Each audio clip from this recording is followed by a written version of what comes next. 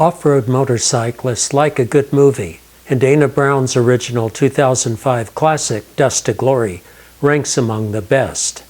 As the Honda XR650R bikes dominated the race, enduro motorcycle enthusiasts cheered on Johnny Campbell, Steve Hengefeld, Andy Greider, Mike Mouse McCoy, the Roberts Family Sun Team, and cameraman stunt rider Lou Franco. Dirt riders witnessed the XR650R steal the show. I am among the many fans that have replayed the motorcycle scenes during winter layoffs from riding. The 2000 to 2007 Honda XR650R Enduro motorcycle was designed to beat all competition. In the most grueling off-road race in North America, Honda stunningly knocked off the competition. From 1988 to 96, Kawasaki's KX500 had consistently won the bike class. In 1997 and 98, a Honda motorcycle team headed by Johnny Campbell broke the Kawasaki winning streak with an aging, air-cooled XR600R Enduro motorcycle. For 1999, Honda returned with a new, liquid-cooled, purpose-built XR650R that would dominate the 1999 to 2005 races. This pattern would likely have continued for years if Honda's new lighter-weight CRF450X had not been pressed into competition in 2006. In each year that the XR650R ran the Baja 1000, its finishing times were faster than the high-dollar, exotic four-wheeled vehicles. A trophy truck and race support could cost over $1 million. A bike win costs 5 to 10% of that figure. Some privateer riders have competed in the race for as little as 10 grand, beginning with a used bike build. The factory CRF450X teams did continue winning, and four-stroke 450 class bikes became the mainstay in the competitive off-road market. In 2007, Honda built the last of the iconic XR650R thumpers. By then, the model had a global following. Despite its off-road-only open desert enduro configuration for the U.S. emissions-constrained market, the European and Australian XR650R was available in a popular dual-sport street-legal configuration. Versatile, powerful, and earning a loyal following, the no-frills carbureted bike with twin radiators became legendary as Honda's biggest displacement and only liquid-cooled XR thumper model. So what distinguished the XR650R? Why was it such a winner, and ultimately among the most iconic dirt motorcycles? Of course, there were detractors who criticized the bike's weight. Despite wide use of aluminum, the bike's structural strength, a dry sump lubrication system, and the addition of a liquid cooling system put weight on the scale. Actual dry weight has always been nebulous. In stripped enduro form, weight claims range from 277 pounds with fluids but no gas to 287 pounds, fueled and ready to ride. Weight for factory dual-sport street-legal models in the Australian and European markets started at 293 dry pounds and inched to 317 pounds. At a time when Honda's CR250R two-stroke bikes weighed a lean 213 pounds dry, the portly XR650R quickly earned the nickname Big Red Pig, which morphed into BRP. Today's new CRF450RL dual sport enduro bike with electric starting and EFI has a fully fueled wet weight of 289 pounds. Frankly, having owned a string of Honda XRs, I discount the weight and find the XR650R quite manageable with its balance and pinpoint responsiveness. It's big, yet stable on a single-track crawl. Compared to today's high-end, popular ADV bikes, my XR650R, even with the 6.3-gallon aftermarket fuel tank, a no-frills dual sport conversion, engine protection, and loaded aftermarket cargo racks, is still hundreds of pounds lighter than a panniered, fully loaded ADV. The Kickstart XR650R is a classic, bare-bones Honda ProLink Enduro motorcycle designed for open desert racing, not a hybrid electronic-age sport touring motorcycle modified for dirt riding. Kudos to the riders who can make a 650-pound fully loaded ADV motorcycle ply the open desert, waddle or drift through sand traps, or even negotiate a single-track enduro path. They are really impressive, just as long as they stay upright and on two wheels. Let's walk through my XR650R. We'll go into the details and notable features. First off, and obvious, is the XR650R's tall 37-inch saddle height. Though noticeable, this is certainly not unique for a bike with 12 inches or more of ground clearance. The newest Honda XR450RL factory dual sport has a slightly higher saddle.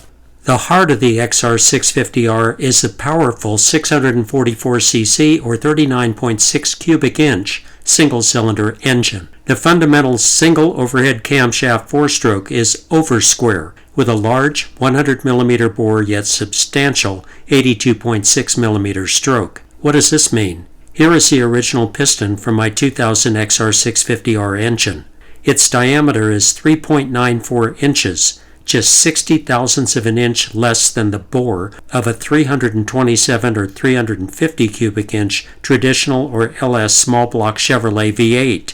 The stroke is identical to a Corvette 327 V8 at 3¼ inch. So imagine that you have one cylinder of a high output 327 Corvette engine powering a 340-pound motorcycle.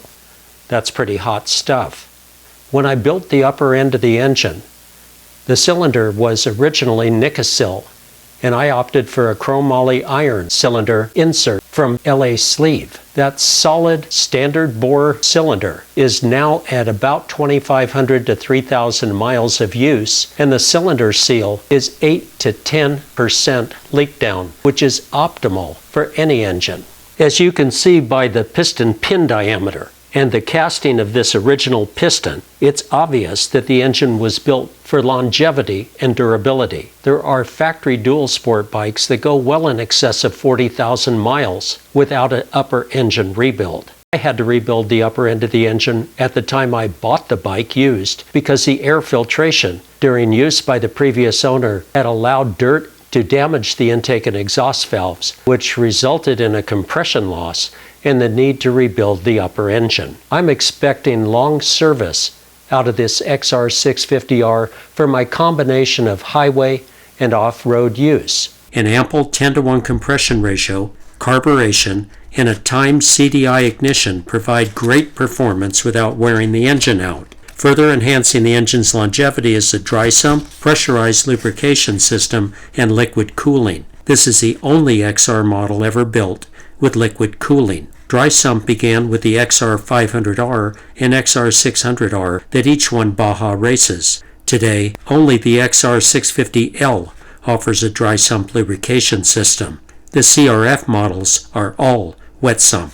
Like the legendary 327 V8, the XR650's bore stroke configuration produces massive torque and horsepower, easy revving, and won't wear itself out. I think of this as one of a 327 cylinders, powering a bike that tips a scale around 340 pounds wet. My top engine build included a mild aftermarket hot cam Stage 1 camshaft, which produces upward of the stock engine's 61.2 maximum crankshaft horsepower at 6,750 RPM, with 47.2 pound-feet of torque at a moderate 5,500 RPM.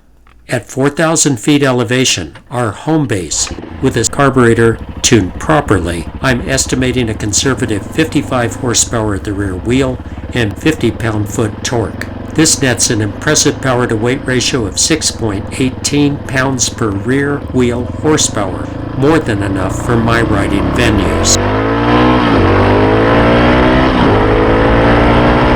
Everything about the XR650R is proven Honda technology. The rugged gear train is a 5-speed constant mesh gear set with a primary ratio of 71:43 and gear ratios of 3.083, 2.125, 1.666, 1.333, and 1.115. This works well whether crawling on single track or running wide open on the desert floor.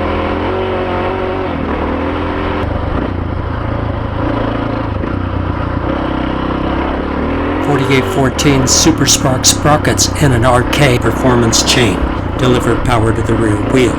This is covered in a video at the channel. The stock 4814 sprocket ratio enables a top speed around 105 miles per hour with my oversized 130-118 rear tire. Stock tires are 110-118, so 130-118 creates approximately 5.6% overdriving effect.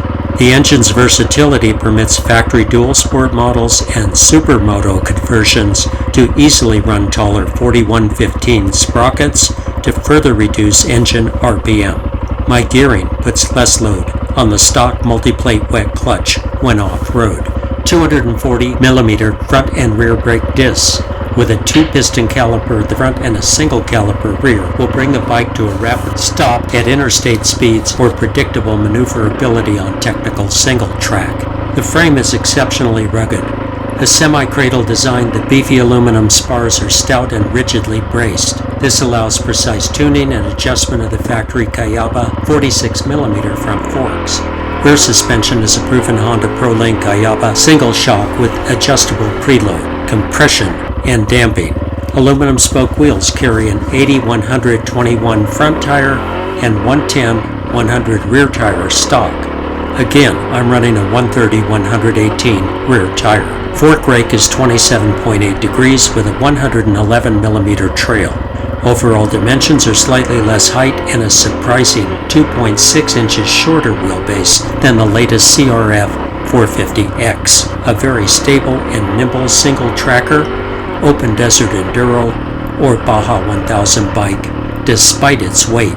A final note on the frame. This bike was not intended to be an ADV mule with 150 pounds of cargo and equipment on the back. The rack seen here required an under fender to frame brace. Even braced properly, this and my side saddle rack used Nelson Riggs lighter canvas bags. Including the rack and under fender brace weight, I have never loaded the bike with more than 50 total pounds on the back. If you need more cargo capacity, consider an ADV bike engineered to lug full aluminum panniers and camping gear. I carry emergency tools, safety equipment, spare tire tubes, and filming gear. Electrics are currently a no-frills stator for minimum lighting and ignition demands. I have a common Baja Designs dual sport conversion kit that came with the bike and made it street legal at Texas for the original owner. My Nevada DMV recognized the conversion as legal for registration and titling at Nevada. I do plan to upgrade the stator, which runs dry and will not demand much horsepower to produce considerably more output. This would allow for upgrading the lighting. The conversion is straightforward and meets DOT standards. Kickstart only, the XR650R needs less stator output than bikes with EFI and electric starting systems. Reliable and easy to troubleshoot, the tune and field service work are much simpler with just a slide carburetor and CDI ignition. I discuss tune, carburetor jetting, and use of a Polestar spark plug in other videos at the channel. Overall, the XR650R is obviously Baja 1000 material. There are many choices in enduro, dual sport, and ADV bikes. Features like electric starting and EFI are clearly an asset and standard fare on newer bikes, in particular emissions-regulated models. ABS and traction control, though debatable assets, have become common on ADV bikes. EFI and ABS are mandatory at many European countries. EFI is standard on nearly all emissions-regulated North American models. Rare exceptions are the Honda XR650L and Suzuki DR650S dual sports, the remaining carbureted, street-legal models. Going forward, the 50-state emission status of these two electric start bikes will depend on a transition to EFI like the Kawasaki KLR. The channel supports all dual sport bikes. My picks in the new market turn to Honda's CRF 450RL and the platable models from KTM, Husqvarna, Beta, Yamaha, Kawasaki, Suzuki DR650S, or Royal Enfield. Share what works for your riding lifestyle.